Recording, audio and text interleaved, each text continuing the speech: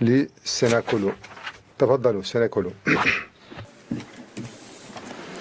سيد الرئيس، تشهد كثير من الدول في الآونة الأخيرة العديد من الصراعات المسلحة ومظاهر جديدة من العنف ساهمت في زيادة إعداد المرتزقة في إفريقيا كما في أماكن أخرى، يجعل هذا الواقع من أمن وسلامة المدنيين مصدر قلق رئيسي، خصوصا إن مشاركة المرتزقة في النزاعات المسلحة أو في أي عملية أخرى تشكل جريمة واعتداء على حقوق الإنسان.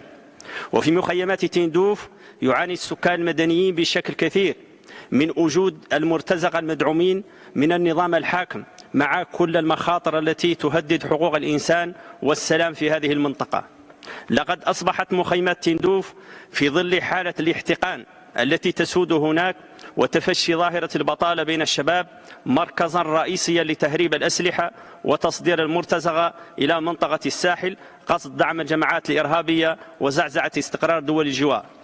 سيد الرئيس، نطالب من خلالكم المجلس إلى التحلي بأقصى درجات اليقظة تجاه التهديد الذي تشكله أنشطة المرتزقة في العالم بشكل عام وفي جنوب غرب الجزائر بشكل خاص، وندعو الدول إلى إفشال كل المناورات التي تقوم بها هذه المرتزقة بهدف زعزعة استقرار هذه المنطقة والاعتداء على سيادة دولها. وشكرا سيد الرئيس.